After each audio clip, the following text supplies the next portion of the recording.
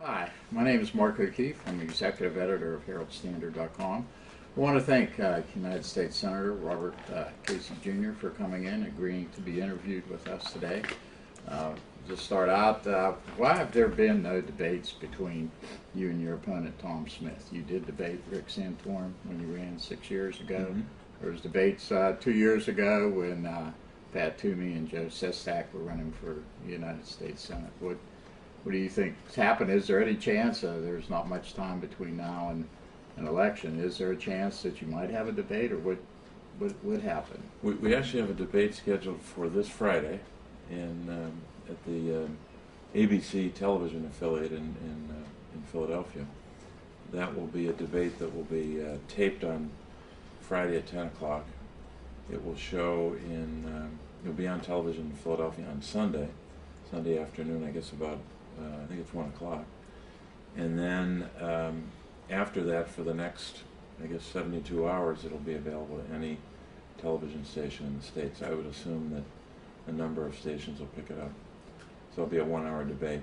But I have to say, I've been in a number of statewide campaigns, and this was one of the rare times when both campaigns were not getting very many phone calls for debates. You had some inquiries, but it was that was kind of surprising. So you're saying, like in other times, that other Other groups times, or whatever? right, it'd be more requests. Yeah. Well, your opponent is obviously spending a lot of his own personal money into this campaign. Are you going to be able to match him dollar for dollar, and what's your overall strategy for the race? I think the answer to the first question is no, in terms of matching. But we'll have. I think we'll have the resources we need to be able to finish the campaign strong. Lately, because of the nature of a race like this, I think there's been a lot more focus on the race. And I think that's good for voters, because now people are beginning to focus on not just the candidates, but I think some of the differences on basic issues. I think when folks look at my record, it's a record of being an independent voice for the state and getting results for the state, whether that's on job creation by leading the effort to cut the payroll tax, which was put $1,000 in the pockets of the average working family. 160 million Americans benefit from that, and I led the way on that. Also focusing on individual economic development or job creation strategies that benefit not only the state, but working on projects in communities that move the economy of that region forward. We can talk more about that, but I think a big difference between the two candidates, I'll just mention one or two. The one leading example of a dramatic difference is on Medicare. I mean, I've not only said as a candidate and as an elected official that I would work to support and strengthen Medicare, but I would make sure I took efforts to not in any way undermine or take away the guaranteed benefit of Medicare.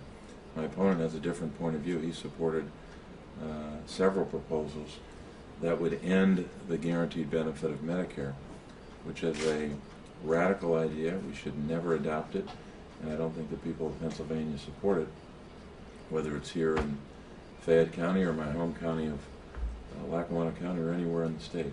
So I think that difference in the sharp focus that is brought to bear on that issue or taxes or other issues is now more apparent. So does he favor, I guess, the Republican proposal out there that has been Ryan, the vice presidential candidate, more of a voucher Right. thing, and that's something that you're opposed to, and Right. why is that? Well, because I think when you consider the folks who are on Medicare today, in addition to those who will come after them, people who worked their whole lives, paid into Medicare, they worked. Some of them fought our wars. They worked in our factories. They raised our children. They taught our children. They have given us so much, and all they're asking for is, when they're in the twilight of their life, they have certainty about one thing: their health care.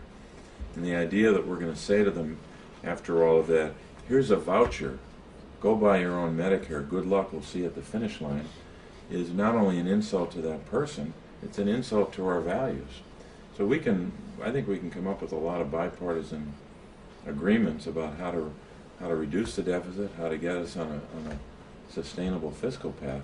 But the idea that in order to achieve that, you have to take away the Medicare guarantee is, first of all, not true, and secondly, an insult to our values. And I'll work with people on a lot of things. I work with Republicans every day of the week. But I'm not going to support proposals that will take away that guarantee. And we should just take that off the table and then move on to things we can work together on. I think we can. But there's no support for that proposal. I'd add to that, what we just kind of walked through there is just the kind of the Ryan proposal, the voucher. There's an even worse proposal that got a grand total of 16 votes in the Senate that my opponent said was a good plan, and that's the so-called Rand Paul version of this, which would end Medicare in 2 years. So that's an even worse proposal that would affect current beneficiaries. Ryan in that voucher proposal, I think, is bad because of what it does for those coming into the retirement years over time. So I think the big difference is on the guaranteed benefit, and my opponent supports two proposals that I don't think we should adopt. Well, your opponent has run a lot of negative ads, calling you ineffective and maintaining you've never had any legislation actually passed into law. How do you respond to that, and what do you think has been your biggest signature accomplishment since taking office? Well, first of all, what he says is not true. Everyone knows how you get results for people. Sometimes you do it with a piece of legislation like I did, getting past the payroll tax cut, the Trade Adjustment Assistance Act, which was a measure that said if you lose your job because of unfair foreign competition, we've had more than a generation of support for trade adjustment assistance. What we did in the Recovery Act was add to that so that there were more dollars for training, more ways to get a worker back on his or her feet when their legs were knocked out from under them because of unfair foreign competition.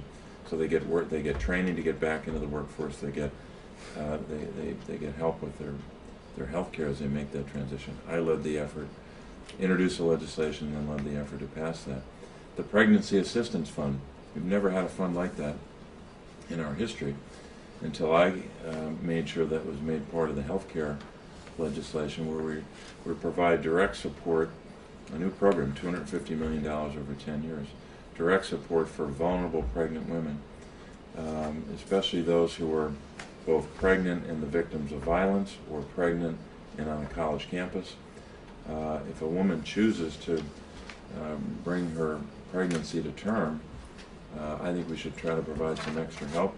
It's a new program coupled with an adoption tax credit of $1.2 billion, neither of which would be the law now were it not for my efforts in doing that. I think when you look at, even by way of region, I played a leading role in and had to, both by advocacy, talking to the President, talking to the Vice President, talking to Secretary Panetta, Defense Secretary Panetta, about not closing the 9/11th Airlift Wing, which affects not just the region's economy here in southwestern Pennsylvania, but I think is a big part of our national security apparatus. One of the first things I did in the Senate, literally within days of getting there, was not just supporting a lobbying reform bill, but embedded into that reform bill was my amendment to make illegal the so-called K Street Project, which was an effort in Washington to fuse together political power on Capitol Hill with lobbying power. So you had politicians unduly influencing the hiring decisions of lobbyists, hinting either directly or indirectly, if you hire one of my friends, you, the lobbyist, will benefit some way. We made that a crime. That kind of influencing of the hiring decisions of a private entity. So I think on measures that have passed that affect positively our state, I think the record's long and substantial. But also, what the people of our state expect me to do is not simply to pass bills. I mean, anyone can introduce a measure to name a post office after somebody and get that passed because it's simple and it doesn't change along as it goes through the legislative process. But that's not what people expect us to do on a daily basis. They want results.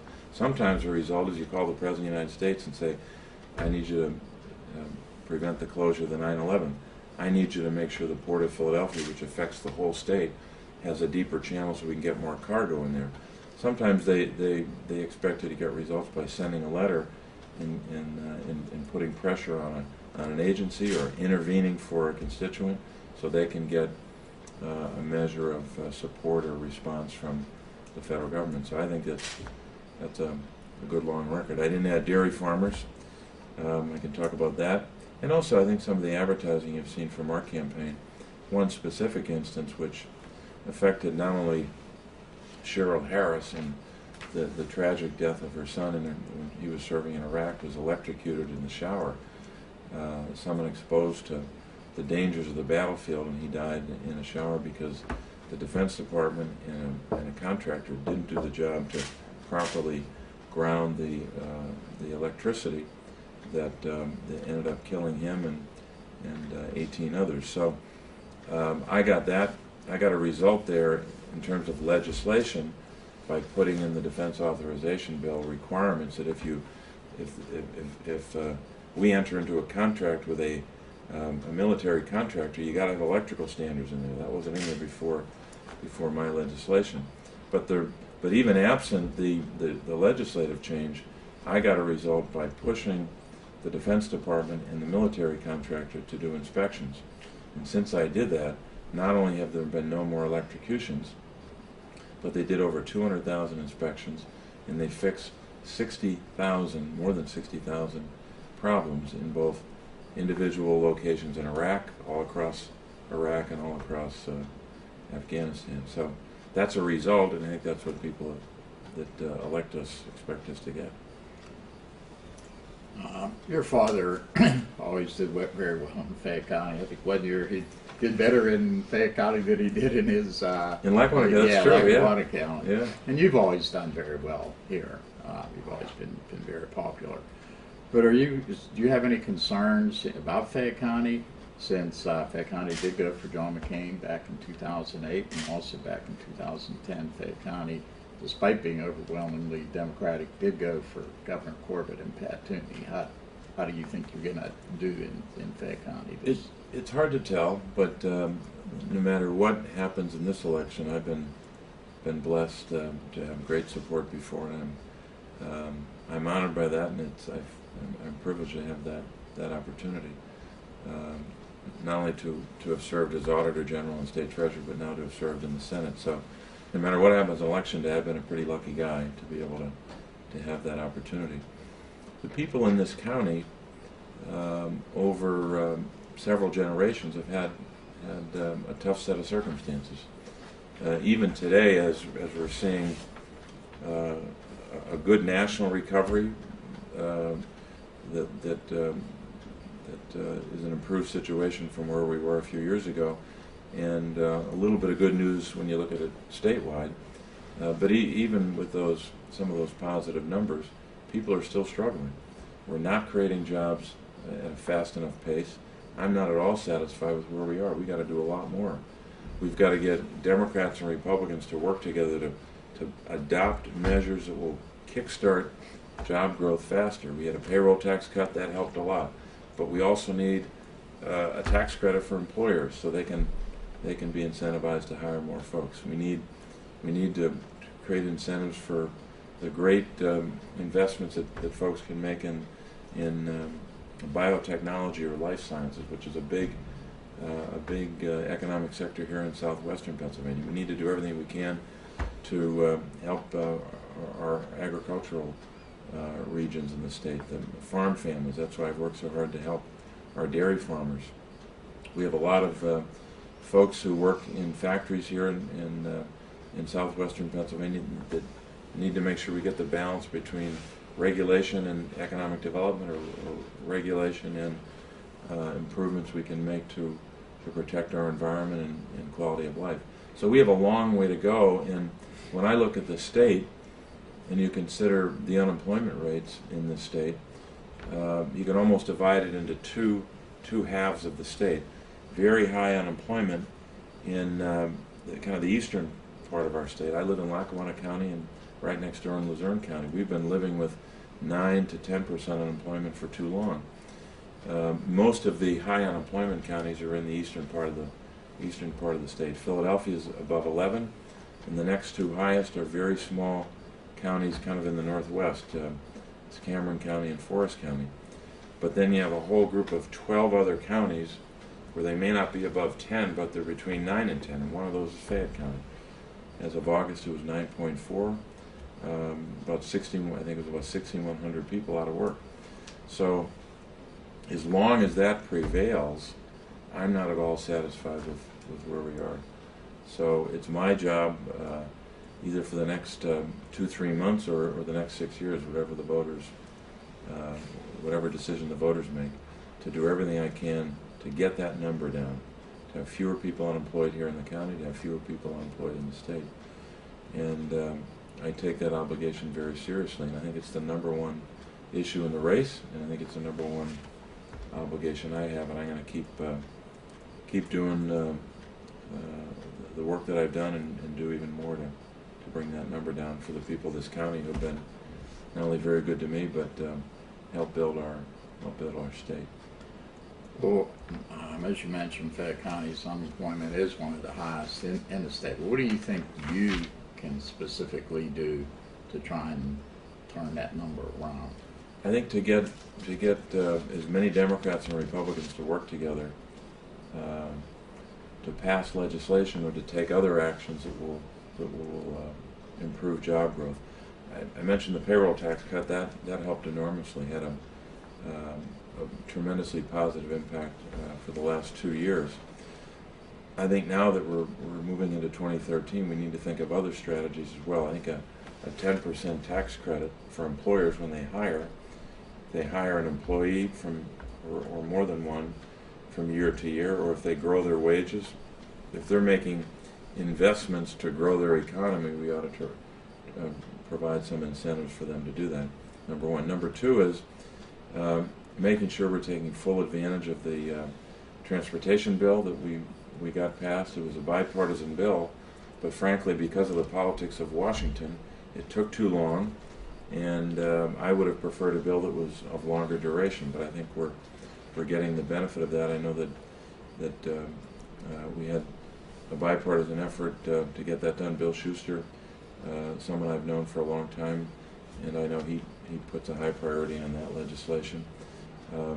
We also, I think, have to make sure that even as we're doing everything we can to move the job market forward in the near term, and we actually saw some good results last week, or last month, I should say, in Pennsylvania, where we had a job increase of about almost 18,000, 17,500 jobs created month to month.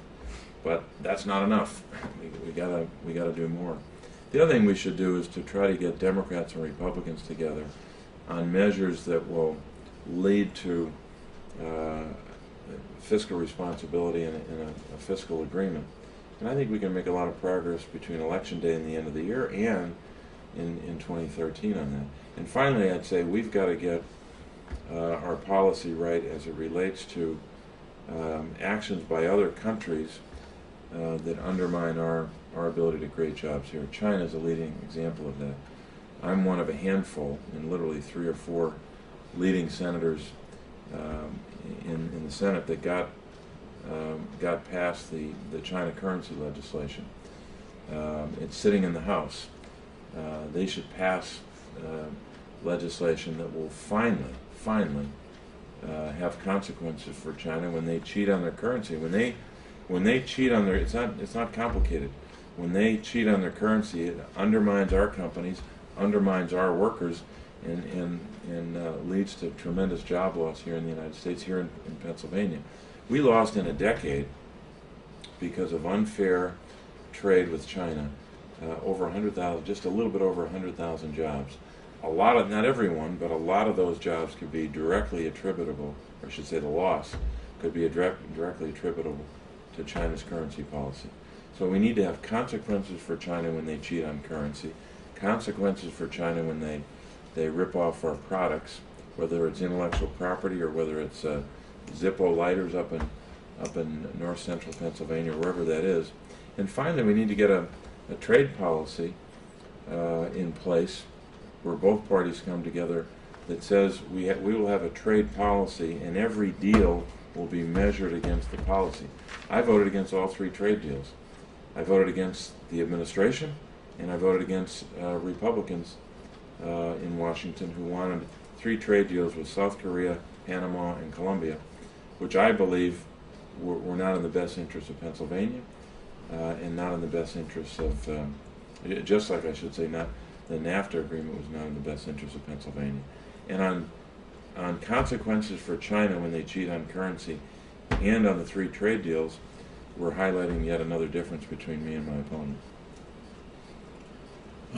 What do you think about Marcellus Shale and its importance to both Fayette County and southwestern Pennsylvania and Pennsylvania as a whole? Do you think that the state's DEP is doing a good job of regulating the industry, or do you think that the federal government with EPA has a role in regulating the industry?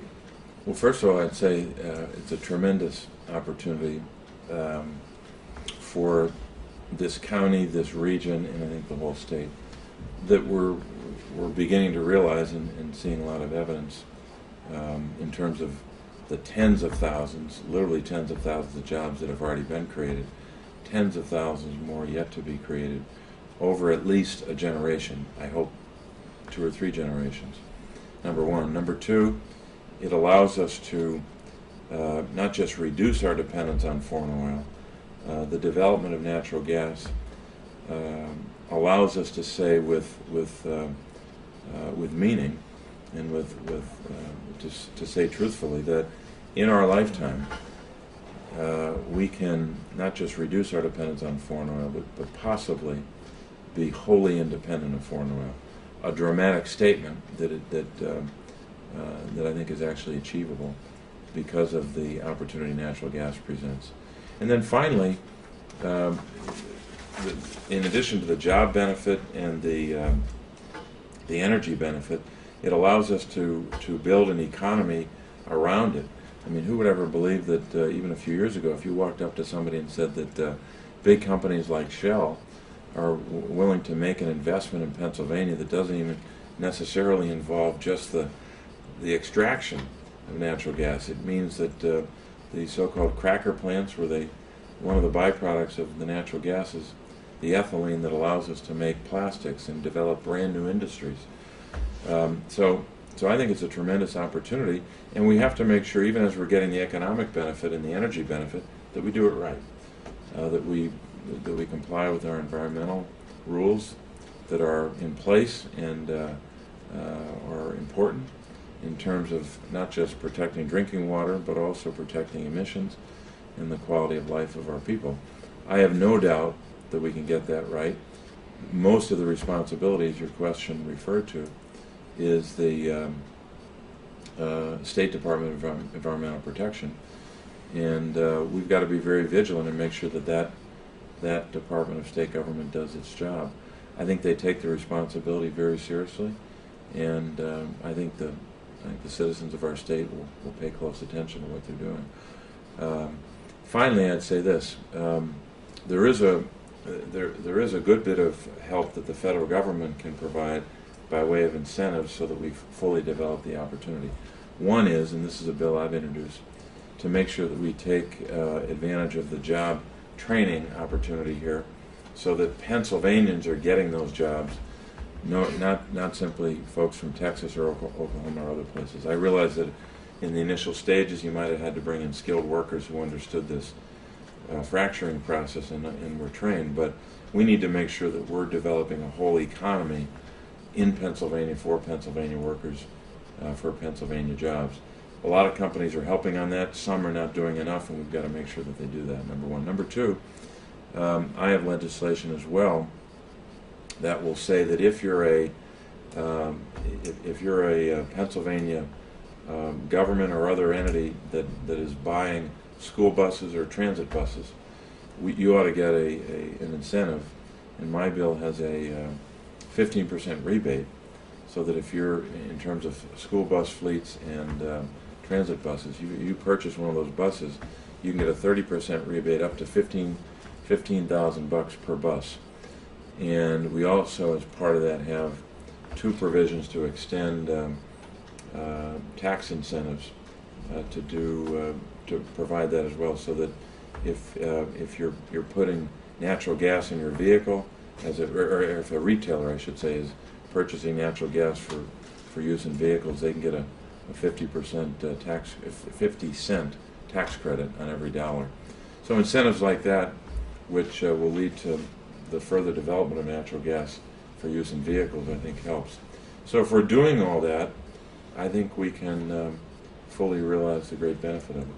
When you talk about jobs, though, and obviously that is a concern here, in Fayette County, we really haven't seen the number of jobs for Fayette County residents that we'd like to see, as evidenced by the high unemployment rate. How do you propose to do that? Is there any, you think it's something that needs to be mandated, or something that you think just government officials got to talk to some of these companies that are coming into the area? Well, part of it is there are particular counties and particular regions where they have the benefit of drilling activity right within a county or a region. So sometimes the initial benefits are more substantial or more apparent in those counties. I do think, though, that we're starting to see, you might call them ancillary benefits, but they tend to be significant. I mentioned these cracker plants, at least one that we know of is in the planning stages now. For Beaver County, that could mean 10,000 jobs. So that's not necessarily a series of drilling rigs in that county that are doing that, but it's the ethylene that leads to the production of plastics and things like that. I think you're going to see that in a lot of counties, including Fayette County. Part of it as well is we've got to be strategic about it, and I think we've got to have a lot more dialogue and planning and joint efforts between, or I should say among, federal government, state government, county government, local government. In addition, working with community colleges, working with private sector firms that have some connection to natural gas. And I think what you're going to see over time is a substantially positive impact, even in counties that may not have as many rigs or may not have as many direct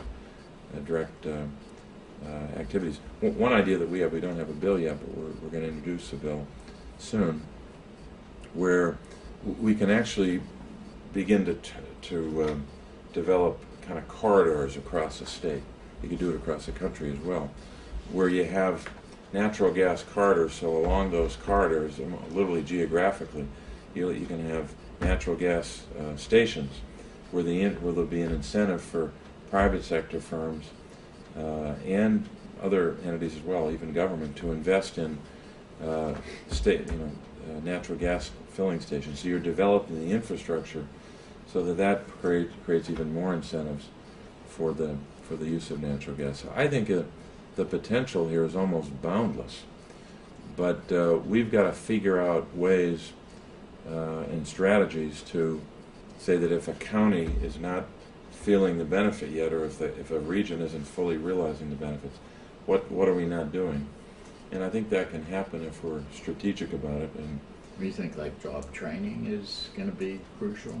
Yeah, and sometimes you're getting community colleges that are already doing it. They're doing it on their own. They're working with companies, and I think that sometimes the federal government just needs to stay out of the way. But I do think that incentives can help, and I've even got a bill that says state by state, if a state comes up with their own strategy for the use of natural gas, they ought to be helped a little bit by the federal government to do that kind of planning. And a state, under this bill that I have, a state can submit a plan to the Department of Energy and potentially get help in doing that, matching dollars, so that states and local communities, they develop the plan. It's not a federal government plan, it's theirs, but they can get help and work in partnership with the federal government. So I think there's a lot we can do by way of legislation, but a lot of that at the federal level has to be by way of incentives and stay out of the way. Let local communities, let companies and educational institutions and economic development agencies develop their own local strategy that will benefit that county or that region. And so, so you're happy or you're satisfied with DEP? You don't really think that the EPA has to come in to regulate? Well, or? I have legislation as well that would fix what I think is still a loophole in our federal policy that allows for states to have more rigorous enforcement of their own laws, and allows new opportunities for states to be able to provide regulation. But absent any kind of a change at the federal level, we have to rely upon and hold accountable the state agency, in this case DEP. And as I said before, I think they take that responsibility very seriously. And look, if DEP doesn't do the job, I think citizens of this state will hold them accountable. I don't know of any, I'm not aware of any substantial example that I could document that DEP is not doing that job. But they have a very, very heavy responsibility. And the people of our state lived through many generations where we weren't doing the job. More than 100 years history where Sure. we didn't do the job. We finally got our act together in the 1950s, into the 1960s. I remember my father talking about when he was a state senator in the early 60s, passing the Clean Streams Act and getting bipartisan support for that. So fortunately, we made a giant leap forward, and we just have to make sure that we are not just in compliance with our state's environmental regulations, but also, I think, keeping faith with our values to protect our communities. What are some of your overall thoughts about President Obama's performance in office, and what are some of maybe your biggest, some of the issues where you've really been in agreement with him, and maybe some of the things that you've been in disagreement with him? Currently, he does lead in the polls now. Do you think that he's going to be able to maintain that lead? How do you see him doing in Pennsylvania? Well, that one's harder to predict because you have to be maybe you have to be trained in polling and maybe even prognostication to be sure. But a couple of things. Number one is I think he's been a good president in a tough time. This has been a brutal economy for a lot of communities. We were talking about unemployment rates before, and even in a community like this, Fayette County, like my home county of Lackawanna, have had a lot of tough years of unemployment over several generations, but these numbers are still too high. When the president proposed the Recovery Act, and I voted in favor of that, that was the right thing to do at a time when our economy, if we didn't take that step, I don't know what, those who voted against it, I don't know what their counter proposal was. All I know is that for the state of Pennsylvania got about $33 billion from that, a little less than that. A lot of that money was directed to public education in our schools. Tens of thousands of people in this county, I think it was right around 60,000 people in this county got a big tax cut because of the Recovery Act. The schools in this county got, my memory serves me, about $25 million. I'll double check that. John will double check that too, but I'm pretty sure that's right. So investing in our schools, investing in our infrastructure, providing a big tax cut, making sure that we could begin to dig out of this ditch we were in at the end of 2008. I think it was the right thing to do. I think that's one example where I've worked together with the president. I think there are a number of issues where we just don't agree. I didn't support the three trade agreements that he was proposing and that a lot of Republicans were proposing as well. The trade agreement with South Korea, with Colombia, and with Panama. I voted against all three. I think it was the right vote, and I don't think it was the right vote for Pennsylvania to support them. A lot of disagreement about that, but I think I made the right vote. Number two, on China currency, I think the administration should have been more aggressive on that. And we'll see what happens when the election is over and people go back to Washington and start to focus on this. But I think we should support the measure that came out of the Senate with a bipartisan vote to have tough consequences for China. We had a big vote where the administration was pushing very hard to vote against a measure on the Keystone Pipeline. Very high-profile vote, a lot of controversy. I voted against the administration because I erred on the side of saying if we might be able to have more energy benefit or oil benefit from that, and we might have a job benefit, we meaning the country, and in Pennsylvania, we should err on the side of doing that. I thought that was the right vote. So we've been in agreement and disagreement, but I think he's worked very hard under a set of tough circumstances to be able to move the country forward. And I wish that we had more folks in Washington that were willing to work together with either president, whether it was President Bush at the time or whether it's President Obama, to move the country forward. The last thing we need right now in Washington is more of the ideological extremism of the Tea Party, who come to the table, whether they're in the House or the Senate, and they tend to come to the table with a no compromise attitude on problems where we have to have compromise. To create jobs, we're going to have Democrats and Republicans compromising to work together. To get a fiscal agreement, we're going to need that. So I hope we can have more folks that approach this in a bipartisan manner. What are some of your thoughts on Obamacare, the president's health care reform legislation?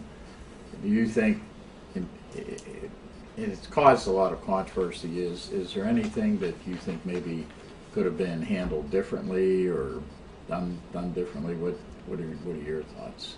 Yeah, a couple of things. I voted for the Affordable Care Act and worked hard to move the country forward on a problem we couldn't, in my judgment, any longer put our head in the sand, pretend that we don't have a health care problem, pretend that we don't have health care costs escalating that are the big driver of our fiscal problems.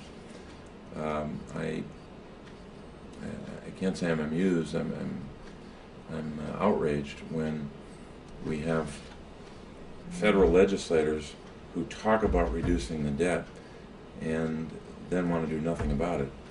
They don't want to pass any kind of legislation that will begin to control health care costs. Don't want to pass any legislation that will reduce spending appropriately.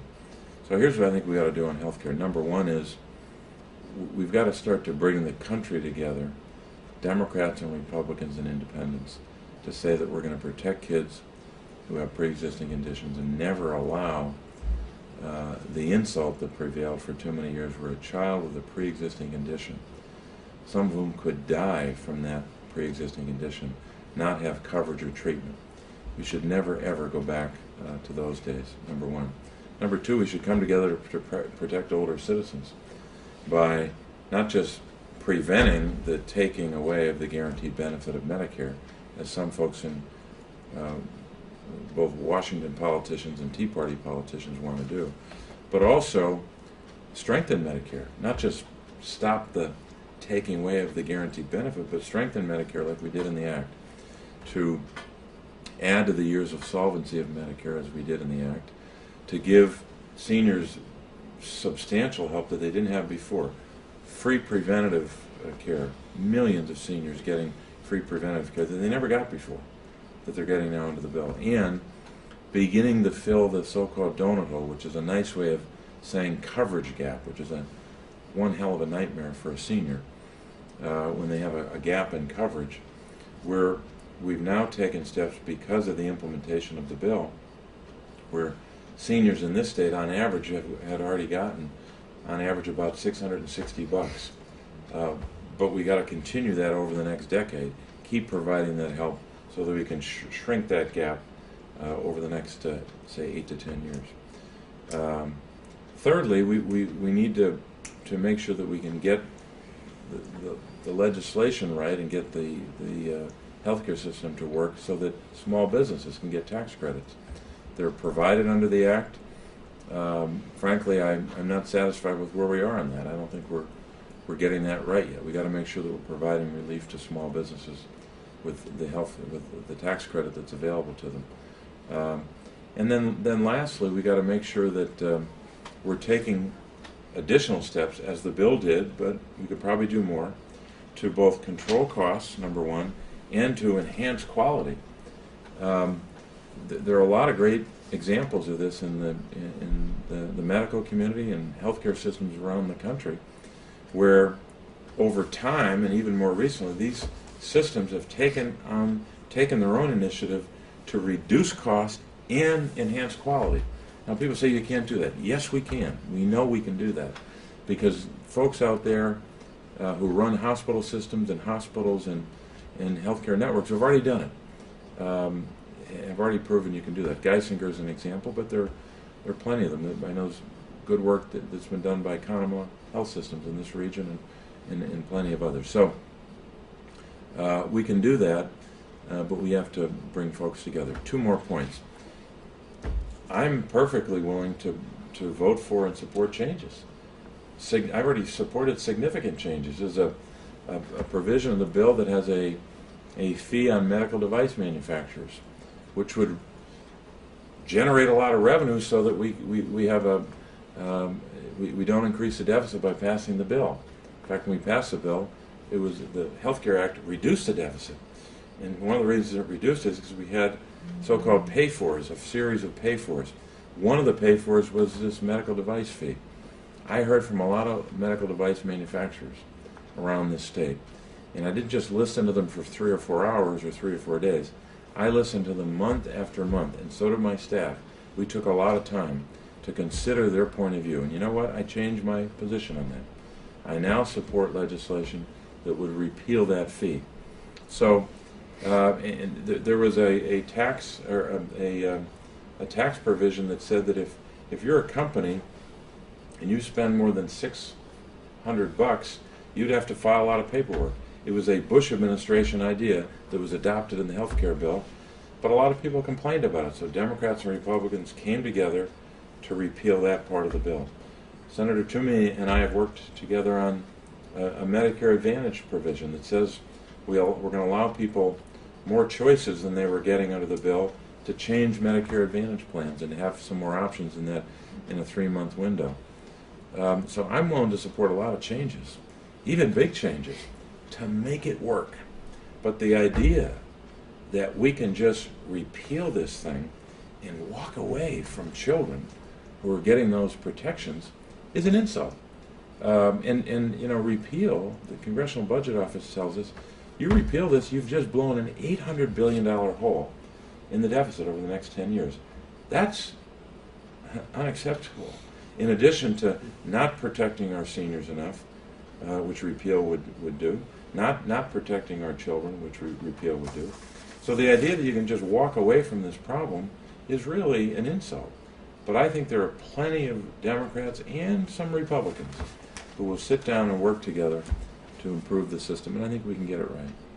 Do you think that, you know, just in kind of looking at it, I mean, it does seem to be some benefits from it, but, you know, it has caused so much controversy, and whether it's people just don't, maybe they don't understand it fully or whatever, but do you think that there was anything that the president could have done to try and maybe sell this thing a little bit better?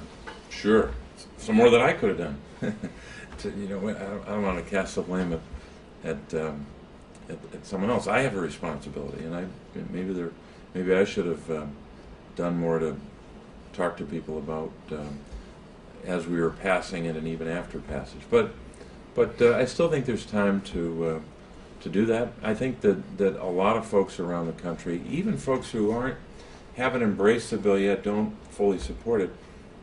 I think after the Supreme Court decision this summer, I think a lot of people even people that don't support it, would say to themselves, you know what, we need to stop litigating this thing.